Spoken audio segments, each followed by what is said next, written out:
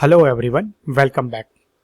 So let's see one JavaScript based application, TensorFlow Playground. So what is TensorFlow Playground is? So it is one of the web application which is a JavaScript base and it is maintained by the Google. So what you can do with this TensorFlow Playground? So you can define artificial neural network inside the browser itself. Already defined this artificial neural network model, you can train those model. You can test those model on a dummy data. And there is a one disclaimer about this application that it is not written with any of the current state of the art JavaScript based library for the deep learning like a TensorFlow.js or a deeplearn.js. And this application is available at this particular URL, playground.tensorflow.org. So let's see the demo of this application, and let me just switch over to the browser and let's go to the playground.tensorflow.org. So it's a playground.tensorflow.org. Alright, let me make it to the full screen. So there is a first ever line they have written like, tinker with your neural network right inside your browser, and don't worry, you can't break it, we promise. That means whatever you do with this browser, however heavy computation you try to perform inside the browser, it won't crash, it won't break. So this is the demo application built by some of the Google engineer that you can define, train and inference all your model inside the browser. Let me remove this hidden layer as of now. Slowly we'll improve our neural network model. So now left hand side panel bar, you can select a different kind of data set.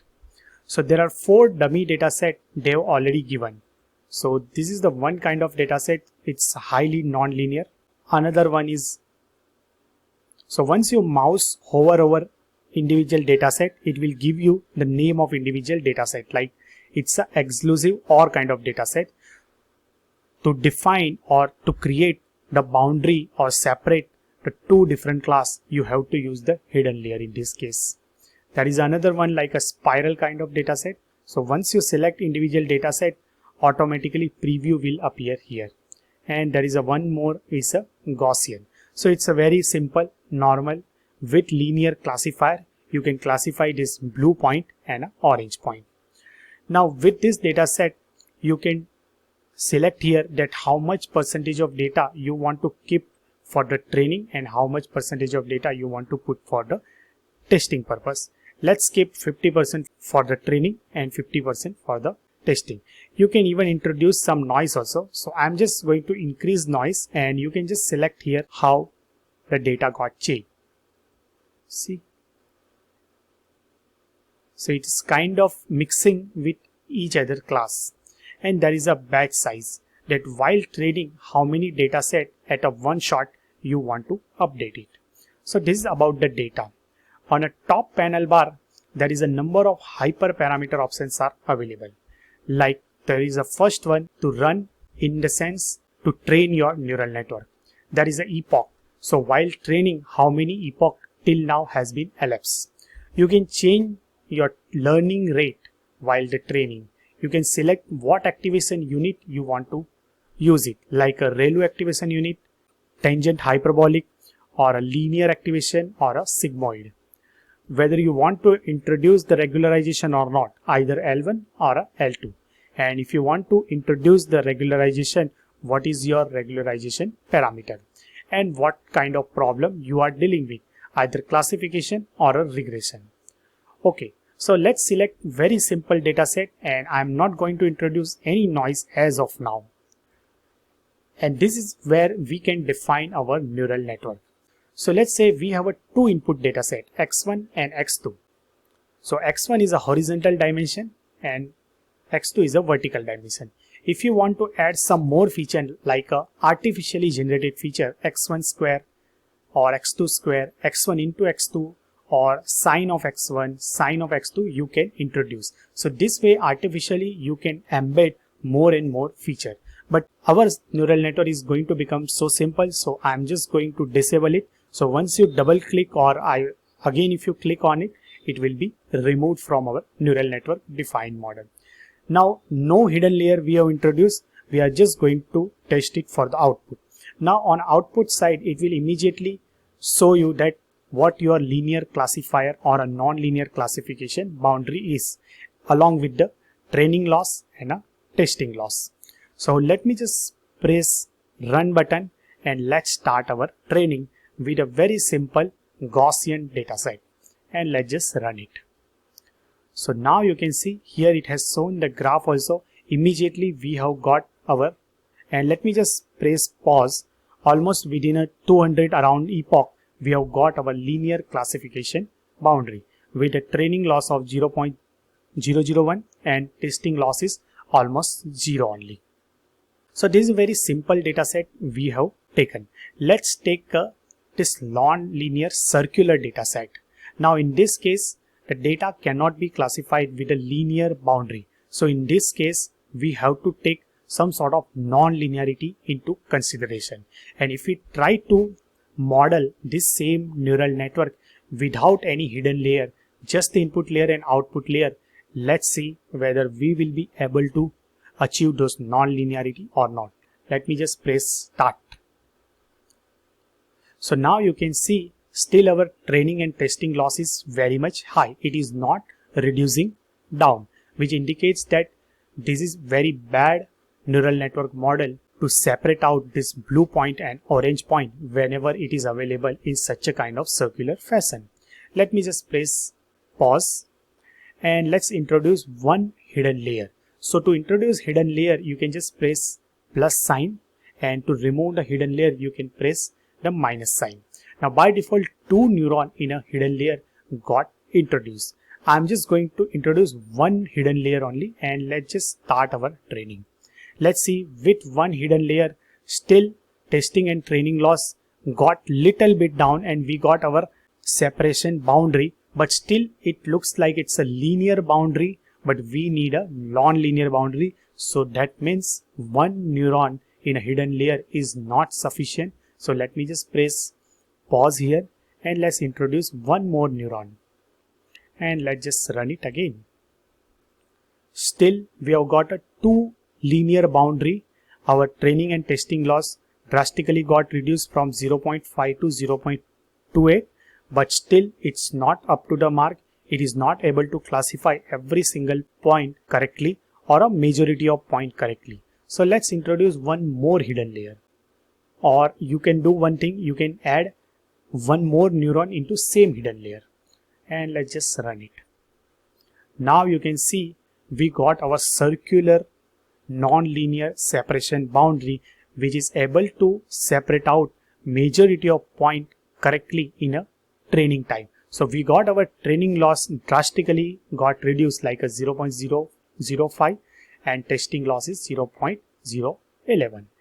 Or let me just pause it and let me introduce one more hidden layer from here, and on a first hidden layer I'm just going to remove one neuron and I'm just going to introduce only 2 neuron, and here also we have a 2 neuron, and let's see whether it is able to find out those non-linear boundary to separate out blue and orange point or not. Still not. So it's not a good model. Let's introduce one more at a very last hidden layer or a second hidden layer. Still not. So this is also not very good model. So we have to introduce, I think, one more here. Let's see. Yeah, so it is taking little more time to settle it down. Slowly this training loss is getting reduced. So what we can do, we can increase this training or learning rate. So let me increase this learning rate to, let's say, 0.1 and let's just run it again. So now you can see still it's got little bit unstable. So let me just pause it and let's just reset this full neural network and let's just start from the scratch. So learning rate, will keep it like a 0.1 and let's just run it. Still not So I think two hidden layer is not able to classify this point so much fast. So let me remove this one hidden layer and let's just introduce one more here only as we did earlier. So here we will able to classify with this circular separating boundary very much fast with minimum amount of epoch. Now while training or defining the neural network model, you can take into consideration lot of hyperparameters as I discussed earlier, like a learning rate, activation unit, regularization rate.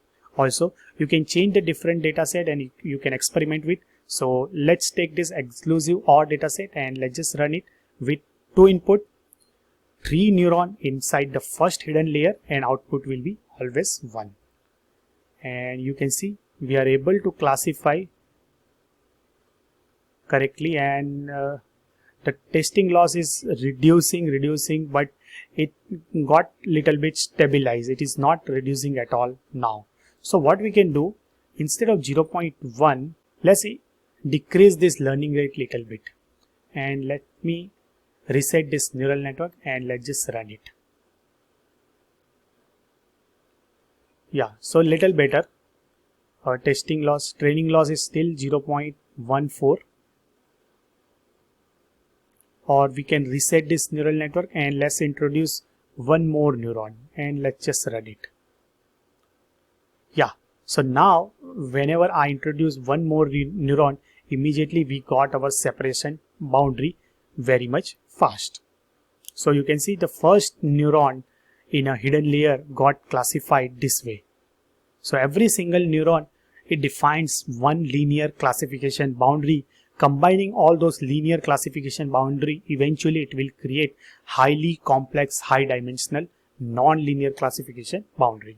So this is a very good JavaScript based web application defined or created by the Google for any beginners to start experiment with a different kind of neural network model with some dummy data set and lot of hyperparameter. Also you can tune it, you can increase lot more hidden layer also. So you can see lot more. So there are 4 hidden layer. Let's just run it, and immediately within just few epochs we got those non-linear classification boundary. So we have experiment with, I guess, this circular data set, and then Gaussian data set, plus this exclusive OR kind of data set. There is a spiral also, that this is very much complex. So I would highly suggest you to select different hyperparameters, select different kind of data set, define different kinds of neural network model, and you can experiment with this JavaScript based TensorFlow Playground web application.